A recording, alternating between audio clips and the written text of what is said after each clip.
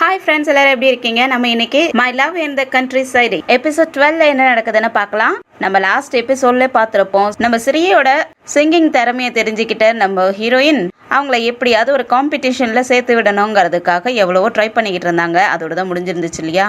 இந்த எபிசோட் ஸ்டார்டிங்லேயே அங்க இருந்து தான் ஆரம்பிக்குது. ஆக்சுவலா ஸ்ரீ அவங்க பாட்டுக்கு அவங்க வேலையை செஞ்சுக்கிட்டு இருக்க, அப்ப அவங்க குட்டி தங்கச்சி இருக்கா இல்லையா, அவ என்ன பண்றான்னா ஏதோ திருட்டு மொழி முழிச்சுக்கிட்டு அவங்க ஸ்ரீ அக்கா கிட்ட போய் உட்கார, எதிரிலேயே நம்ம ஹீரோயின் என்ன பார்த்துக்கிட்டு இருக்காங்க. அவங்க ஏதோ கண்ணாலேயே செய்கை காட்ட அந்த பொண்ணும் ஸ்ரீ பக்கத்துல இருக்கிற புக்கத்தோட வர, ஸ்ரீ பார்த்துட்டு என்ன பண்ணிக்கிட்டு இருக்க, என்னை டிஸ்டர்ப் பண்ணாதன்னு சொல்ல அந்த பொண்ணு கையில இருக்கிற பேப்பரை கீழே போட்டுறா. ஸ்ரீ அந்த பக்கம் திரும்பவும் அந்த பேப்பரை எடுத்து ரிஜிஸ்டர் புக்லயே வைக்க, அப்ப ஹீரோ பார்த்துறான். சூச்சா அங்க என்ன பண்ணிக்கிட்டு இருக்கேன்னு கேட்க, ஒன்றும் இல்லை, நான் ஸ்ரீயை விளையாடுறதுக்கு கூப்பிட்டா அவள் வரமாட்டேங்கிறா அப்படின்னு சொல்லிக்கிட்டு இருக்கான். அதுக்கப்புறம் சரி நான் அப்பா கூட போய் விளையாடுறேன்னு சொல்லிட்டு அங்கேருந்து ஓடியும் போயிடுறா.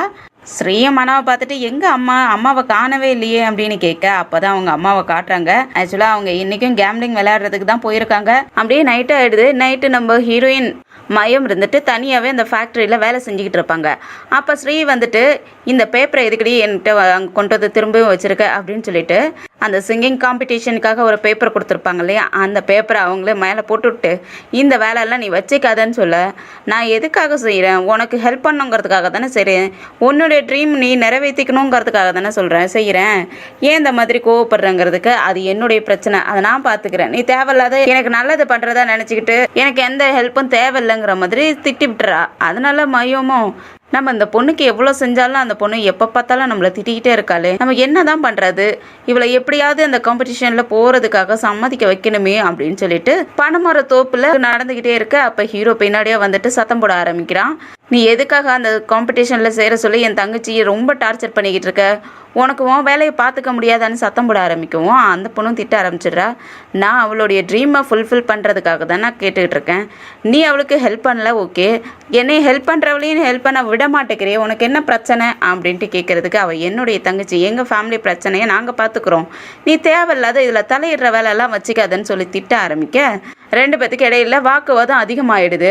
அப்போ மயம் அவங்க வாயாலேயே அவங்களே தான் சைசமோருங்கிற மாதிரி சொல்லிட்டுறாங்க. ஐ கேன் டூ இட்னு ஒரு வேர்டை எப்பவுமே சொல்லிகிட்டே இருப்பாங்க. அந்த வேர்டை இப்போ மனோ கிட்ட சொல்ல அவன் அதை டக்குன்னு பிடிச்சிக்கிறான். உடனே இது நீ சைசமோர் தானே, சோய்சமா தானே, நீ எதுக்காக இங்கே போய் சொல்லிக்கிட்டு இருக்க அப்படின்ட்டு திருப்பி நம்ம மயம் கிட்டே கேள்வி கேட்க ஆரம்பிச்சிடறான். அவங்களே எவ்வளவோ மழுப்புறதுக்காக ட்ரை பண்ணுறாங்க, நான் ஒன்றும் சைசமோர்லாம் கிடையாது அப்படின்ட்டு எவ்வளவோ மழுப்ப ட்ரை பண்ணாலும் அவன் விட மாட்டேங்கிறான். நீ உண்மையாலுமே சைசமோர் தான். அவள் தான் அடிக்கடி இந்த டைலாக்கை சொல்லிக்கிட்டே இருப்பா. எனக்கு நல்லாவே தெரியும் நீ தான் சைசமா அப்படின்னு சொல்ல, அந்த பொண்ணு வேற வழி இல்லாமா ஆமாம் நான் மயம் இல்லை அப்படின்னு சொல்ல, அப்போ நீ சைசமோர் தானேன்னு கேட்குறதுக்கு அதுவும் இல்லை, உங்கள் ஃபேக்ட்ரியில் வேலை செய்கிற பொண்ணு அப்படின்னு சொல்லிட்டு, நான் சைசமோனா இருந்தேன்னா எதுக்காக உன் ஃபேக்ட்ரியில் வேலை செய்ய போகிறேன் அப்படின்னு சொல்லிட்டு அந்த பொண்ணு வீட்டுக்கு வந்துடுறா. பின்னாடியே ஹீரோவும் வரான். முன்னாடி போகிற பொண்ணுக்கு பதட்டமாக இருக்குது, ரொம்ப பக்கத்தில் வந்துட்டான், நம்மளை கண்டுபிடிக்க ஆரம்பிச்சிட்டானே அப்படின்ட்டு இந்த பொண்ணு பதட்டப்பட்டுக்கிட்டு இருக்க. பின்னாடியே வந்த ஹீரோவும் லயர்னு கூப்பிடுறான். ஏன்னா இப்போ நல்லா பொய் சொல்லிட்டு தானே இருக்காங்க, அதனால லயர்னு கூப்பிட, எதுக்காக நீ என்னை இந்த மாதிரி பேசிக்கிட்டு இருக்க அப்படின்னு கேட்கறதுக்கு, நீ சைசமோர், ஆனால் நீ ஏதோ ஒரு காரணத்துக்காக இங்கே வந்திருக்க, அந்த உண்மையை சொல்லு, எதுக்காக எங்ககிட்டலாம் நடிச்சுக்கிட்டு பொய் சொல்லிக்கிட்டு இருக்கிற, என்னதுக்காக இங்கே வந்திருக்க அப்படின்ட்டு கேள்வி கேட்க ஆரம்பிக்க. அந்த பொண்ணு இல்லவே இல்லை, நான் சைசமோனே கிடையாது அப்படின்ட்டு எவ்வளோ சொல்லி புரிய வைக்க பார்க்குறான். ஆனால் அவன் கேட்குற மாதிரியே இல்லையா, அதனால் ஆமாம் நான் மயம் கிடையாது தான், நான் ஒரு சீக்ரெட் ஏஜென்ட் அப்படின்னு சொல்லிட்டு, நான் ஒரு போலீஸ் கேப்டன் சைசமோன்னு சொல்லிட்டு சல்யூட் பண்ண மன அவங்க தலையிலேயே கொட்டி விட்டுட்டு, இது ஒன்றும் காமெடி கிடையாது, உனக்கு தெரியுதா இல்லையா, நீ எல்லா உண்மையும் என்கிட்ட சொல்லிட்ட அப்படின்னு சொல்ல, வேற நான் என்ன பண்ணுறது, எதுக்கு எடுத்தாலும் நான் சொன்னாலும் நீ கேட்க மாட்டேங்கிற, நான் சைசமோர் கிடையாது அப்படின்னு சொல்லிட்டு, இதுதான் உண்மை, நான் பொய் சொல்ல கிடையாது, நான் சைசமோர் கிடையாது, நான் மயம் அப்படின்னு சொல்லிட்டு உள்ளே போய் கதவை சாத்திக்கிறாங்க. அப்படியே ஹீரோட அம்மாவை தான் காட்டுறாங்க. அவங்க எல்லாரையும் தூங்க வச்சுட்டு அவங்க பாட்டுக்கு நடுராத்திரில எழுந்திரிச்சு கேம்லிங் விளையாடுறதுக்காக போயிடுறாங்க. அடுத்த நாள் காலையிலயும் ஆயிடுது. அவங்க வீட்டுக்கு திரும்ப வரல போல இருக்கு. ஸ்ரீ தான் சமைச்சு அவங்க அப்பாவுக்கும் மனாவுக்கும் கொடுக்க, ஹீரோவும் அம்மா எங்கன்னு கேட்கறதுக்கு நாங்கள் எழுந்திரிச்சு பார்க்கக்குள்ளேயே அம்மாவை காணும் அப்படின்ட்டு சூச்சாய் சொல்றதுக்கு வேற எங்க போயிருக்க போறாங்க, இந்த கிராங்கோட அம்மா கூட தான் இருப்பாங்க அப்படின்னு சொல்ல அவங்க அப்பாவும் இருந்துட்டு ஆமா அவங்க 2 பேரும் ஏதோ கோயிலுக்கு போகணும்னு சொல்லிட்டு இருந்தாங்க, ஒருவேளை அங்க போயிருப்பாங்கன்னு சொல்லிட்டு இவங்க எல்லாம் சாப்பிட்டுட்டு இருக்காங்க நார்மலா. அந்த நேரத்துல அவங்க அம்மாவை காட்டுறாங்க. அவங்க அம்மா வழக்கம் போல அந்த சூதாட்ட கிளப்ல தான் விளையாண்டுட்டு இருக்காங்க. கூடவே இந்த கிராங்க் அம்மாவும் இருந்துட்டு திருட்டு முழிச்சுக்கிட்டு இருக்காங்க. நம்ம மையம் தனியா வந்து உட்காந்துக்கிட்டு இந்த ஹீரோ நம்மளை பத்தி கண்டுபிடிச்சிருவான் போல இருக்கே, நேத்தே எல்லாத்தையும் கண்டுபிடிச்சிட்டான், இன்னைக்கு அவனை கண்டுபிடிக்க முடியாத அளவுக்கு நம்ம இன்னும் நல்லா அவனை குழப்பி விடணும் அப்படின்ட்டு யோசிச்சுக்கிட்டு இருப்பாங்க. அவங்க யோசிச்சுக்கிட்டே அங்கேருந்து எழுந்திரிச்சு போகலான்னு பார்க்க எதிரில் மனோ வந்து நிற்க டக்குன்னு 2 பேரும் மோதிக்கிற மாதிரி போக சுதாரிச்சிடுறாங்க. மனோ பார்த்த ஷாக்ல அப்படியே ஷாக் ஆகி நின்றுட்டு இருக்க. அப்போ திரும்பவும் அவங்க மைண்ட் வைஸ் பேசுது, திரும்ப இவனை கண்டுபிடிக்க விடக்கூடாது, நம்ம எப்படியாவது இவனை குழப்பி விடணும் அப்படின்னு பேசிக்கிட்டே பார்த்துக்கிட்டு இருக்க. அப்போ மன இருந்துட்டு எதுக்காக இப்படி பார்க்குறேன்னு கேட்கறதுக்கு நீ எதுக்காக இப்படி மோதுற மாதிரி வந்தன்னு கேட்க, இல்லை உன்னை பார்த்தா ஏதோ ட்ரீமில் இருக்கிற மாதிரியே இருக்கே சைசமோன் அப்படின்னு சொல்ல, நான் ஒன்றும் சைசமோன்லாம் கிடையாது, எப்போ பார்த்தாலும் சைசமோன் சொல்லிட்டு இருக்க, அப்படி அவகிட்ட என்னதான் இருக்கு, ஒரே ஒரு டைம் தானே மீட் பண்ணேன்னு சொன்னேன், ஹே நில்லு, இதை மட்டும் சொல்லிடாத என்கிட்ட, நீ அவளை பார்த்த உடனே உனக்கு லவ் வந்துருச்சுன்ட்டு அப்படி மட்டும் சொல்லிடாத அப்படின்னு சொல்ல, இது உனக்கு தேவையில்லாத வேலைங்கிறதுக்கு, ஓ இது எனக்கு தேவையில்லாத வேலையா, அப்போ நீ எப்போ பார்த்தாலும் என்னை பார்த்து சைசமோன்னு சொல்லிக்கிட்டு இருக்க, அப்போ ஒருவேளை நீ என்னை இதை லைக் பண்ணுறியோ அப்படிங்கவும் அவன் தலையிலே இடிச்சு விட்டுட்டு தேவையில்லாததெல்லாம் பேசாத அப்படிங்க, அப்புறம் ஏன் எப்போ பார்த்தாலும் சைசமோன்னு என்னை பார்த்து சொல்லிக்கிட்டே இருக்க, அதுக்கு அவனும் அமைதியாகவே இருக்க, உண்மையை சொல்லு நீ என்னை தானே லைக் பண்ற அப்படிங்கிற மாதிரி பக்கத்துல வந்து கேட்க அவன் பிடிச்சி தள்ளி நிப்பாட்டி வச்சுட்டு நான் உன்னை லைக் பண்றதுக்கு மக்குவாவை லைக் பண்ணிக்கலாம் அப்படின்னு மாதிரி சொல்ல அவங்க டென்ஷன் ஆயிட்டு போடா போய் மக்குவா இப்போ பாரு அப்படின்னு சொல்லிடுறாங்க. அதுக்கப்புறம் அங்கேருந்து போக பார்த்தா 2 பேரும் இடிச்சிக்கிற மாதிரியே ஆகுது. அதனால ஹீரோ வரைக்கும் நின்றுட்டு இப்போ போ அப்படின்னு சொல்லவும் அவங்களும் அங்கேருந்து கோவமா போய்கிட்டு இருக்காங்க. கோவமா போனவங்க திரும்பி பார்த்துட்டு எதுக்கு எடுத்தானே நம்மள சாசமோன்னு சொல்லிட்டு இருக்கானே அப்படின்ட்டு டென்ஷன்ல நின்றுட்டு திரும்புவாங்களா. அப்ப இந்த டிமான் இருக்கான்லயே அவன் முன்னாடி வந்து நிக்கிறான். அவனை பார்த்த உடனே பயந்து போயிட்டு அப்படியே சாஞ்சிக்க டிமானும் வழக்கம் போல நம்ம ஹீரோயின் கிட்ட ஃப்ளோட் பண்ண ஆரம்பிச்சிடறான். நீ பாக்குறதுக்கு கவலையா இருக்கிற மாதிரி இருக்கே, என்னாச்சு, உனக்கு என்ன பிரச்சனை, எதா இருந்தாலும் என்கிட்ட சொல்லு அப்படின்னு கேட்கறதுக்கு நான் இதுக்கிட்ட உன்கிட்ட சொல்லணும் விலகடா அப்படிங்க, இல்ல எதா இருந்தாலும் என்கிட்ட சொல்லு, நான் உனக்கு ஹெல்ப் பண்றேன் அப்படிங்கிற மாதிரி சொல்லுவானா. என்ன நீ எனக்கு ஹெல்ப் பண்ணுவியா அப்படின்ட்டு அவனை குறுகுறுன்னு பார்த்துட்டு எதையோ யோசிக்கிறாங்க. என்ன ஹெல்ப் கேட்க போறாங்கன்னு தான் தெரியல.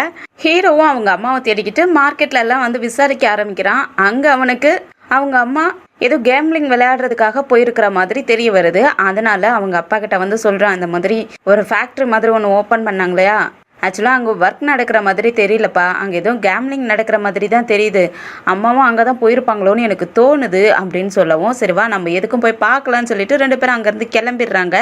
அதுக்கப்புறம் நம்ம மையம் வந்துட்டு அங்கே வெள்ளைப்பாகு காய்ச்சறதுக்காக மரம்லாம் வெட்டி வைப்பாங்க இல்லையா, அதுலேருந்து குச்செல்லாம் எடுத்து வச்சுக்கிட்டு இருக்காங்க. அப்போ என்னாச்சா தெரியல, அவங்க பாட்டுக்கு காலை பிடிச்சிட்டு ஐயோ பாம்பு கொத்திருச்சுன்னு கத்த ஆரம்பிச்சிடுறாங்க. எல்லாருமே ஷாக் ஆயிடுறாங்க, என்னது பாம்பா அப்படின்ட்டு. ஆக்சுவலாக இவங்க நடிக்கிறாங்க போல இருக்குது. அங்கே இல்லாத பாம்பு அங்கே பாரு அங்கே போகுதுன்னு கத்திக்கிட்டே எனக்கு காலை வலிக்குது, என்னை பாம்பு கொத்திருச்சு அப்படின்ட்டு ஆக்டிங் பண்ண ஆரம்பிச்சிடுறாங்க. அங்கே கூட சுச்சாயின் தான் நின்றுட்டு இருப்பா. அவள் பார்த்துட்டு ஓடி வந்து ஸ்ரீ கிட்ட சொல்றா, அங்கே மையமுக்கு பாம்பு கடிச்சிருச்சு, அவளுக்கு உயிருக்கு ஆபத்து அப்படிங்கிற மாதிரி சொல்ல அந்த பொண்ணும் ஓடி வந்துடுறா. அதுக்குள்ள நம்ம மையமுக்கு காலில் கட்டெல்லாம் போட்டு வச்சிருக்காங்க. மையமும் ஸ்ரீயை பார்த்த வேகத்தில் ஸ்ரீ நான் சாக போகிறேன் போல இருக்குது, எனக்கு மூச்சு வாங்க முடியலன்ட்டு ஆக்டிங்லாம் பண்ண ஆரம்பிச்சிடுறாங்க. மூச்சு வாங்குற மாதிரிலாம் ஆக்டிங் பண்ணிக்கிட்டு இருக்க அந்த பொண்ணுக்கும் பயமாயிடுது. ஸ்ரீயும் மையமா காப்பாற்றணுங்கிறதுக்காக அவங்க வண்டியிலே கூட்டிகிட்டு போய்கிட்டு இருக்க. அப்போ நடு வழியிலேயே இந்த டிமாண்ட் இருக்கான் இல்லையா, அவன் வந்து வழி மறைக்கிறான். அவன் வண்டியோட டோரை ஓப்பன் பண்ணிட்டு ஸ்ரீ நீ கீழே இறங்க, நான் உங்களை கூட்டிகிட்டு போகிறேன்னு சொல்கிறதுக்கு, நீ எதுக்குடா நீ உள்ள வர, நான் அவளை ஹாஸ்பிட்டல் கூட்டிகிட்டு போகிறேன் அப்படின்னு சொல்கிறதுக்கு, நீ ஒன்றும் ஹாஸ்பிட்டலுக்குலாம் போகலை, சிங்கிங் காம்படிஷனுக்கு போகிற அப்படின்னு சொல்கிறதுக்கு ஸ்ரீ அப்படியே முறைச்சி மொயமா பார்க்க அவங்க பயந்து போயிடுறாங்க. அவனும் நீ கீழே இறங்குறியா இல்லையான்னு கேட்கறதுக்கு, இல்லை நான் கீழே இறங்க மாட்டேன், என்னால் வர முடியாது, நான் வரமாட்டேன்னு சொல்லிக்கிட்டு இருக்க.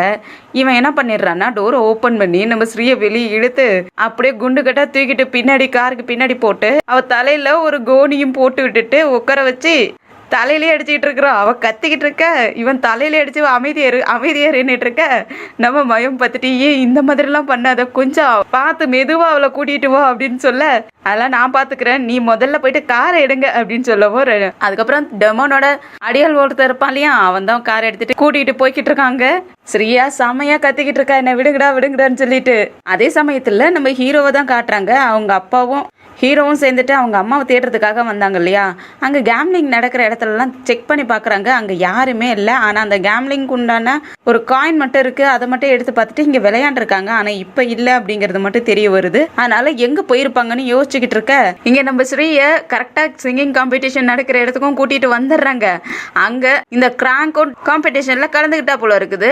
அவளை அவங்க அப்பா உற்சாகப்படுத்தி நீ போய் பாடுமா அப்படின்னு சொல்லிக்கிட்டு இருக்க, அவளும் அங்கே ஸ்டேஜில் ஏறிக்கிட்டு இருக்க. நம்ம ஸ்ரீயை கூட்டிகிட்டு வந்தாங்க இல்லையா, அவளை கட்டெல்லாம் அவுத்துட்டு பார்க்க அவள் செம்மையாக கோவப்பட்டு திட்ட ஆரம்பிக்கிறா. உங்களுக்கு எவ்வளோ தைரியம் என்ன இந்த மாதிரிலாம் பண்ணியிருக்கீங்க, நீங்கள் எவ்வளோ டார்ச்சர் கொடுக்குறீங்க அப்படின்னு சொல்லிட்டு அங்கேருந்து போகலான்னு பார்க்க இவங்க 3 பேரும் விட மாட்டேங்கிறாங்க. இல்லை இல்லை வேண்டாம், வா போகலாம், இவ்வளோ தூரம் வந்துட்டு உன்னுடைய திறமையை வெளிக்காட்டாது, வா போகலாம் அப்படின்னு சொல்லிட்டு நம்ம மயமும் சொல்லிக்கிட்டு இருக்க.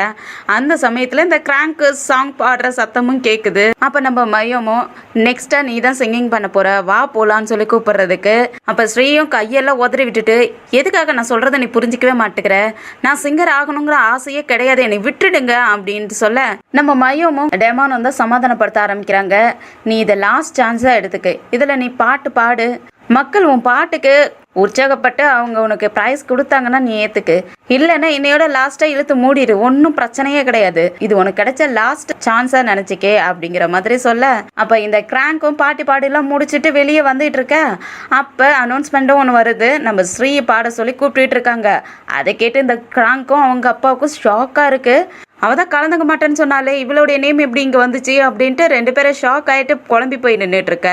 நம்ம ஸ்ரீயை கூப்பிட்டுக்கிட்டே இருக்காங்க ஸ்டேஜுக்கு. ஸ்ரீக்கு இதெல்லாம் நல்லாவே கேட்குது. ஆனால் அந்த பொண்ணு அங்கேருந்து வெளியே தான் ஓடி போகணும்னு பார்க்குறா. அப்புறம் நம்ம மாயும் டெமான் அவங்க அடியால் இவங்க 3 பேருமே அவங்கள கூட்டிகிட்டு வந்துட்டு அந்த ஸ்டேஜ்லேயே நிப்பாட்டி விட்டுறாங்க. அந்த இடத்துக்கு நம்ம ஹீரோவும் அவங்க அப்பாவும் வந்துடுறாங்க. இவங்களுக்கு எப்படி தெரிஞ்சிச்சுன்னு தெரியல. அதுவும் ஸ்ரீ கரெக்டாக பாடுற நேரத்துக்கு அங்கே வந்துடுறாங்க. இந்த கிராங்க்கும் ஹீரோவை பார்த்த உடனே நல்லா ஏற்றி விட ஆரம்பிச்சிடுறா. பாரு அவளை கூட்டிகிட்டு வந்து பாட சொல்லி கம்பல் பண்ணிக்கிட்டு இருக்காங்க அப்படின்னு சொல்லிட்டு ஏற்றி விட ஆரம்பிக்க, அவனும் ஸ்ரீயை கூப்பிட்றதுக்காக முன்ன போக பார்க்க, அப்போ நம்ம ஹீரோயின் அவனை பிடிச்சிக்கிறாங்க. கையை எடுத்து விட்டுட்டு போய் கூட்டிகிட்டு வரலான்ட்டு போக பார்க்க ஸ்ரீயும் பாட ஆரம்பிச்சிடறா. எல்லாருமே என்ஜாய் பண்ண ஆரம்பிச்சிடுறாங்க. நல்லா அழகாக பாட ஆரம்பிக்கிறாளா, எல்லாருக்குமே பிடிச்சி போயிடுது, நல்லா என்ஜாய் பண்ணிக்கிட்டு இருக்காங்க. அப்போ இடையில ஒருத்தர் என்ன பண்ணுறாரு, ஒரு மாலை எடுத்துகிட்டு வந்துட்டு இங்கே வாமா நான் இதை போட்டு விடுறேன் அப்படின்னு சொல்லிட்டு கூப்பிடுறாரு. அதை பார்த்த உடனே இந்த பொண்ணு ஷாக் ஆகிடுறா. அவளுக்கு பழைய ஞாபகம்லாம் வர ஆரம்பிச்சிருது. இந்த பொண்ணு ரெக்கார்டிங் ரூமில் பார்த்துட்டு பாட்டு பாடிக்கிட்டு இருக்கக்குள்ள அப்போ அங்கே வந்து மேனேஜர் அந்த பொண்ணுக்கிட்ட தப்பாக நடந்துக்கிற மாதிரி பண்ண, அப்போ இந்த பொண்ணு எட்டி நல்லா மிதின்னு மிதிச்சிருக்கா. அதுக்கப்புறம் ஹீரோ தான் வந்து காப்பாற்றி விட்டுருக்கான். அதெல்லாம் நினச்சி பார்த்துக்கிட்டே இந்த பொண்ணுக்கு செம்ம கோவம் ஆயிடுது. அவனை எட்டி மிதிச்சு தள்ளி விட்டுட்டு அவன் மேலே ஏறி உட்காந்து செம்மையாக அடிச்சுக்கிட்டு இருக்கா. அதெல்லாம் பார்க்குற நம்ம குரூப்கெல்லாம் ஷாக்காக இருக்கு. ஹீரோலாம் பக்கத்தில் ஓடி வந்து பிடிச்சிக்கிறான். அவங்க அப்பாவும் பக்கத்தில் ஓடி வந்துடுறாரா, என்னாச்சுமா ஏமா அப்படின்னு கேட்க, இவன் தான்ப்பா பேங்காக்ல என்கிட்ட தப்பா நடந்துக்கிட்டவன் அப்படின்ட்டு சொல்ல, அவங்க அப்பாவும் எட்டி ஒரு ஒத்த விட்டுறாரு. அவன் கோவத்தில் கத்த ஆரம்பிச்சிடறான், உங்களை யாரையும் நான் சும்மா விட மாட்டேன், இந்த வில்லேஜுக்கு கூப்பிடுற மாதிரி கூப்பிட்டு என்னை அடிச்சு கொல்ல பார்க்குறீங்களா, நான் உங்களை யாரையும் சும்மா விட மாட்டேன், நான் போலீஸில் கம்ப்ளைண்ட் பண்ணி உங்களை எல்லாரையும் உள்ள தூக்கி போடுறேன் பாருங்க அப்படின்னு சொல்லிட்டு மிரட்ட ஆரம்பிக்கிறான். அப்போ அங்கே டெமான் தானே இருக்கான். டெமான் வந்துட்டு அவன் அடியால் பிடிச்சிக்க இவன் போட்டு செம்மையாக அவனை போட்டு அடிக்க ஆரம்பிச்சிடுறான். இதை பார்த்துக்கிட்டு இருந்த அவங்க அப்பாவும் தங்கச்சியும் சேர்ந்துட்டு கோவப்பட்டுக்கிட்டு இருக்காங்க. ஏன்னா இவனை வச்சே எப்படியாவது நாம சிங்கர் ஆகிடலாம் அப்படின்ட்டு தான் அந்த கிராங்க் நினச்சா. ஆனால் அது அவள் அண்ணனாலேயே கெட்டு போயிடுச்சு இல்லையா, அதனால் அவங்கெல்லாம் கோவப்பட்டுட்டு இருக்க. அப்படியே வீட்டுக்கும் போயிடுறாங்க.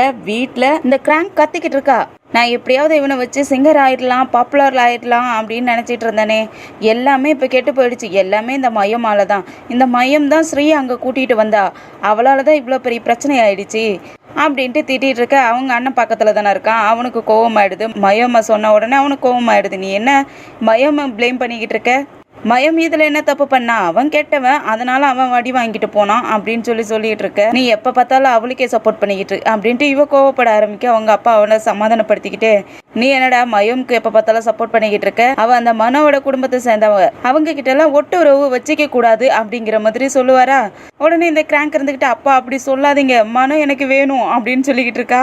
சரி விடு, நான் எதுவும் சொல்லலை, ஆனால் உங்கள் 2 பேத்துல யாராவது எனக்கு அவங்க கிட்ட இருக்கிற நிலத்தெல்லாம் வாங்கி கொடுக்கணும், அதுக்கு ஏதாவது வழி பண்ணுங்க அப்படிங்கிற மாதிரி அவங்க அப்பா சொல்லிக்கிட்டு இருக்க. அப்போ அவங்க வாய்ஃப் உள்ள வராங்க, அதை நான் உங்களுக்கு செய்கிறேன் அப்படிங்கிற மாதிரி சொல்லிக்கிட்டே உள்ள வர. அதோட தான் இந்த எபிசோடு முடியுது. இந்த கிராங்கோட அம்மா ஏதோ பேப்பர்ஸை காட்டி ஏதோ நான் கொண்டு வந்துட்டேன்னு சொல்லிக்கிட்டு இருக்காங்க. அப்படி என்னத்தை கொண்டு வந்தாங்க, ஒருவேளை ஹீரோவோட நிலத்தையெல்லாம் ஆட்டையை போட்டுட்டாங்களோ, இவங்க அப்படி என்னதான் பண்ணியிருக்காங்கன்னு அடுத்த எபிசோட்ல வெயிட் பண்ணி பார்க்கலாம். இந்த வீடியோ பிடிச்சிருந்துச்சுன்னா லைக் பண்ணுங்க, உங்க ஃப்ரெண்ட்ஸ் அண்ட் ஃபேமிலிக்கு ஷேர் பண்ணுங்க. அப்படியே நம்ம சேனலை சப்ஸ்கிரைப் பண்ணி பெல் ஐக்கனை கிளிக் பண்ணி வச்சுக்கோங்க. அடுத்த எபிசோட்ல சந்திக்கிற வரைக்கும் பாய் அண்ட் தேங்க்யூ.